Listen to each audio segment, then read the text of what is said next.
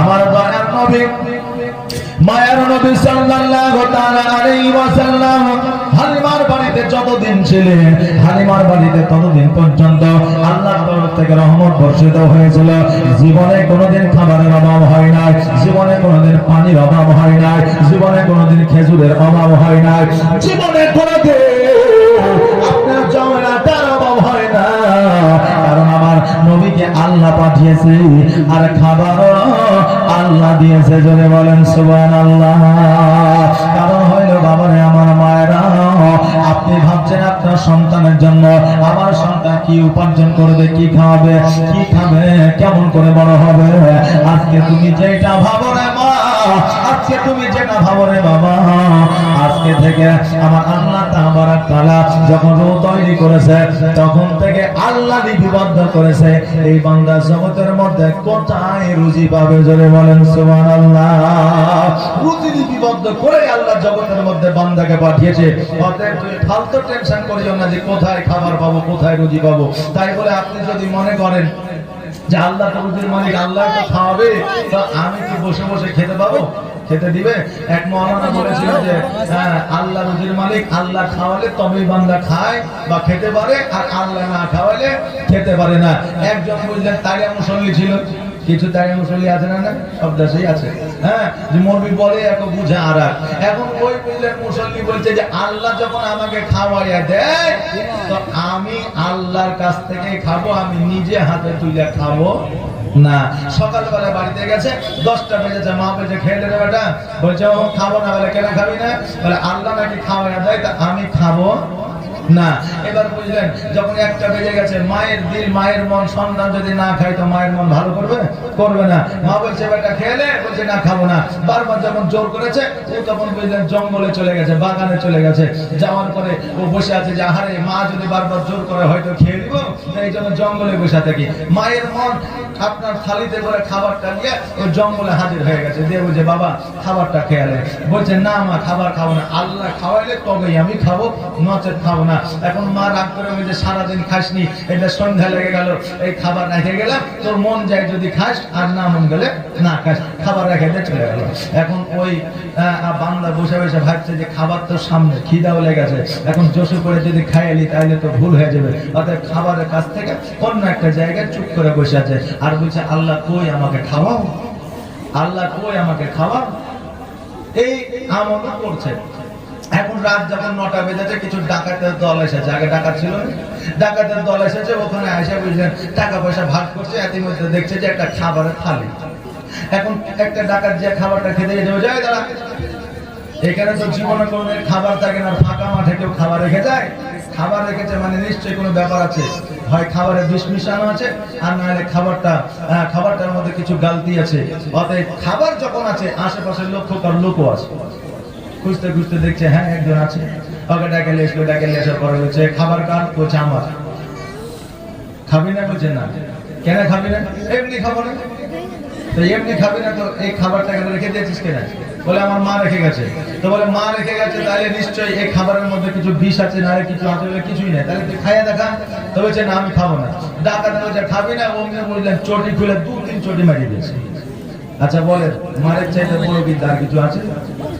তখন বুঝলেন চটচট করে খাইতে আরম্ভ করে দিয়েছে। ডাকাতে বুঝলেন এর মধ্যে বিষ পানি কিছু নাই, এমনি খাবার পড়ে আছে। পরের দিন সকালবেলায় মৌলভীর কাছে হাজির। মৌলভী সাহেব বলছে হুজুর আপনি যে ওয়াজ করলেন যে আল্লাহ বান্দাকে খাওয়ায়, আল্লাহ বান্দাকে পড়ায়, আল্লাহ বান্দাকে চলায়, কিন্তু এটা তো বলেননি যে যদি বান্দা নিজে না খায় তো আল্লাহ চটি মাইরা মাইরা খাবে। এটা তো আপনি বলেননি। এটা যদি আগে বলতেন তাহলে আমি আগে খেয়ে নিতাম। তো বাবজি ভাইরা, আমার মায়েরা, আল্লাহ তাবারক তাআলা আপনাকে খাওয়াবে, তার মধ্যে কিছু কর্ম জগতের মধ্যে দিয়েছে, যে কর্মগুলো আমাদের করতে হবে।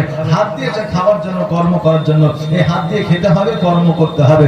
বাবজি ভাইরা, আল্লাহ রুজির মালিক, আল্লাহ রুজি দেয়, কিন্তু কারোর মাধ্যমে। যদি বলেন সুবহানাল্লাহ। বাবাজি ভাইরা, আল্লাহ তাবারক তাআলা জগতের মধ্যে আমাদের রুজির মালিক, রুজি লিখে দিয়েছে বহুদিন আগে। অতএব কেউ কারোর জন্য টেনশন চিন্তা করবেন না। আমার দয়ার নবী, মায়ের নবী সাল্লাল্লাহু তাআলা আলাইহি ওয়াসাল্লাম মা হালিমার বাড়িতে আপনার ছোট্ট থেকে আপনার বড় হতে আরম্ভ করলেন। আমার নবী পাক আলাইহি ওয়াসাল্লাম যখন 5 বছর বয়স, তখন আমার দয়ার নবী মায়ার নবী সাল্লাল্লাহু তাআলা আলাইহি ওয়াসাল্লামকে ওই তায়েফবাসীরা আল আমিন নাম দিয়ে আখ্যায়িত করেছিল। জোরে বলেন সুবহানাল্লাহ। আল আমিন নামের শব্দ অর্থ হলো সত্যবাদী। নবী আমার সত্যবাদী ছিলেন, জীবনে কোনোদিন মিথ্যা বলে না। আজকে ইতিহাসের পাতায় প্রমাণ করে দিতে পারবে না, কোন নবী বর্ণনা করতে পারবে না যে জীবনে কোনোদিন আমার নবী মিথ্যা বলেছে। তবে আমার মা বোনেরা ভাইরা, আমার দয়ার নবী মায়ের নবী সাল্লাল্লাহু তাআলা আলাইহি ওয়াসাল্লামকে আল আমিন আখ্যায়িত করেছেন। একদিন আমার দয়ার নবী বলতেছে, মা হালিমা, আমার ভাই দুধ ভাই জুমরা, এই দুধ ভাই জুমরা প্রতিদিন ছাগল বকরি চড়াতে যায়। ওগো মা, আমিও মুহাম্মদ আমার ভাইয়ের সঙ্গে আমিও ছাগল চড়াতে যেতে চাই। হালিমা বলল, ও মুহাম্মদ, আজকে তোমাকে ছাগল চড়াতে যেতে হবে না, বকরি চড়াতে যেতে হবে না, আজকে তোমাকে জঙ্গলে যেতে হবে না। কারণ হইল আজকে জঙ্গলে তুমি যখন যাবা, বাঘ আছে, ভাল্লুক আছে, জীবজন্তু আছে, তোমাকে যদি আক্রমণ করে দেয় তাহলে আমি আব্দুল মুত্তালিবকে জবাব দিতে পারবো না। নবীজি আমার বললে, মা গো, আমাকে জীবজন্তুতে আক্রমণ করবে না, শুধুমাত্র একবার আমাকে অর্ডার দিয়ে দেন, আদেশ দিয়ে দেন। হালিমা বলল, মুহাম্মদ, আমি তোমাকে আদেশ দিতে পারবো না, অর্ডার দিতে পারবো না। আমার নবীজি এতবার বলার পরেও হালিমা যেন অর্ডার দিলেন না। এবার রাত্রিবেলা জুমরা আর আমার নবীজি একই সঙ্গে ঘুমাইতে। নবী আমার বলে, জুমরা রে, তুমি যে বড় জঙ্গলে একাই ছাগল চড়াতে যাও, তোমাকে কি ভালো লাগে? জুমরা দুই চোখের পানি ছেড়ে দিয়ে বলে, ভাই, একাই কি কোনোদিন মাঠে জঙ্গলে ভালো লাগে? কত না আমাকে ভয় লাগে, ভীতি লাগে। ও মুহাম্মদ, আজকে আমাকে একলাই ছাগল চড়াতে ভালো লাগে না। নবী আমার বললে, জুমরা রে, তোমাকে একটা যুক্তি আমি দিতেছি, ওই যুক্তি মোতাবেক যদি কাজ করো, আমি তোমার সঙ্গে ছাগল চড়াতে যাব। জুমরা বলল, ভাই রে, তুমি আমার সঙ্গে ছাগল চড়াইতে গেলে আমি বড় আনন্দিত হব, খুশি হব, আমার বড় ভালো লাগবে। ভাই মুহাম্মদ, কি যুক্তি আমাকে বলো। নবী আমার বললে, ও জুমরা শোনো, আগামীকালকে সকালবেলা ছাগল নিয়ে জঙ্গলে যাবে না, ছাগল চড়াই করতে যাবে না। তোমার মা যখন বলবে, তুমি বলবে, মা গো, আজকে মুহাম্মদকে আমার সঙ্গে ছাগল চড়াইতে না দিলে আমি ছাগল চড়াতে যাব না। এই যুক্তি আমার নবীজি দিলেন। সকালবেলায় জুমরা মা হালিমাকে বলতেছে, মা গো, আজকে নবীকে আমার সঙ্গে যদি না দাও, আমি ছাগল চড়াইতে যাব না, বকরি চড়াইতে যাব না। হালিমা বলতেছে, নিশ্চয় রাত্রিবেলায় এরা যুক্তি করে নিয়েছে, রাত্রিবেলায় নিশ্চয় এরা পরামর্শ করেছে। কারণ বাচ্চারা, সন্তানেরা মনে করে আমরা খুব চালাক, কিন্তু তার চাইতে বাপ মা বেশি চালাক। সন্তানেরা মনে করে আমাদের খবর হয়তো বাপ মা জানে না, কিন্তু বাপ মা জানে।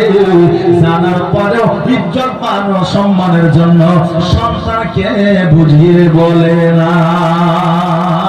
সন্তান বিড়ি খেছে কিনা, গাঁজা খেছে কিনা মা বাপ বুঝতে পারে কি পারে না, কিন্তু বোঝার পরেও মা কিন্তু বাপ কিন্তু বেটাকে বলে না, এই বিড়ি খাস না, কারণ বয়স আছে, বড় হয়েছে, এখন বলতে গেলে ওরও ইজ্জতে মান সম্মানে লাগবে, আমারও ইজ্জতে মান সম্মানে লাগবে। এই মান সম্মানের খাতিরে বললে অনেক বাপ অনেক সন্তানকে শাসন করতে পারে না। আমার বাবাজি ভাইরা, হালিমা বললেন, যখন তোমরা যুক্তি পরামর্শ করে নিয়েছো, তবে আমি অর্ডার না দিয়ে আর থাকতে পারি না। যাও যাও যাও, আমার নবীজিকে লইয়া তুমি জঙ্গলে যাবে ছাগল চড়াইতে। তবে তোমাকে একটা কথা বলি যে, শোনো, আজকে ছাগল বকরির দিকে লক্ষ্য করার চাইতে নবীর প্রতি লক্ষ্যটা বেশি রাখবে, যাতে কোনো বাঘে আক্রমণ করতে না পারে, কোনো ভাল্লুকে যেন আক্রমণ করতে না পারে, হাতিতে যেন আক্রমণ করতে না পারে। কারণ হইল, তুমি ছাগল বকরি জঙ্গলে চড়াইতে যাও, কারণ ওর চাইতে তোমার অভিজ্ঞতা বেশি আছে। হালিমা তো জানে না ইনি হলেন সারা দেশের, সারা জাহানের বাদশাহ। আজকে জমিনের বন জঙ্গলের পশু পাখি তো দূরের কথা, সারা পৃথিবীর আসমানে কোনো নিয়ামতের ক্ষমতা না আমার নবীকে আপনার গ্রাস করবে। পারবে বাবা? কেউ পারবে না। নবী আমার জুমরার সঙ্গে ছাগল বকরি চড়ানোর জন্য ছাগল নিয়ে আপনার চলতে আরম্ভ করলেন। বন জঙ্গলে যেমনই পৌঁছে গেছে অমনি যেন বাঘ ভাল্লুক আর যেন জীবজন্তু শিয়াল কুকুর যাবতীয় আপনার উট আর যাবতীয় ছাগল বকরি যত ছিল সবাই যেন একসাথে মিলিত হয়েছে। জোরে বলেন সুবহানাল্লাহ। যে বাঘ ছাগল বাঘকে দেখলে দৌড়ে পালিয়ে যায় না, যে বাঘ ছাগলকে দেখলে ধরে খায়। আজকে বাঘ ছাগল ভাল্লুক ওট দুম্বা যেন সব একে একাকিত হয়ে গেছে। তোমরা মনে করে এবার ভাই আমার আর বাঁচবে না, যেহেতু সবাই ভাইয়ের দিকে তাকায়। এবার লক্ষ্য করে দেখলো যে নবী আমার একটা জায়গায় দাঁড়ায় আছে আর সমস্ত পশু একত্রিত হয়ে যায় আবার নবীজির পদতলে চুম্বন করতে আছে। জোরে বলে সুবহানাল্লাহ। আর প্রেমের খেলা খেলছো দয়ালি দয়াল, তোর খেলা চমৎকার।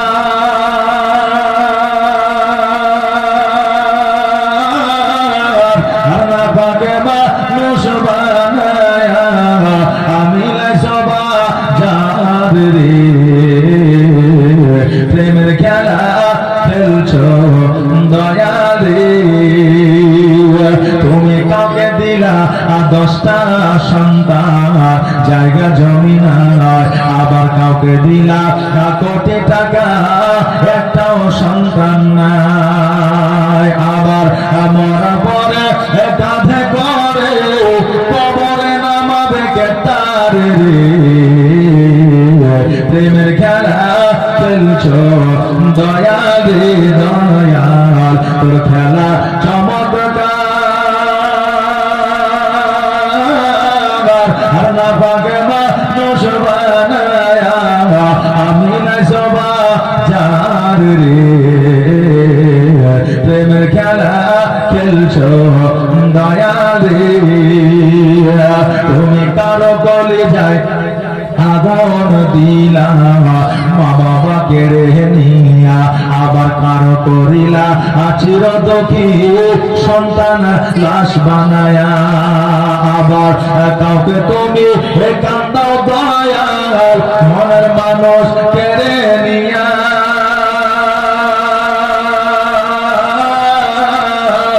আবার কাউকে অল্প বয়সে রাখলে তুমি বিধবা নায়ারে।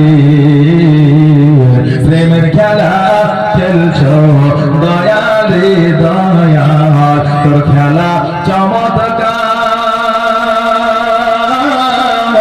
আর না পাকে মানুষ বানায়া আমি নাই সবা যার রে। প্রেমের খেলা খেলছো দয়ালি।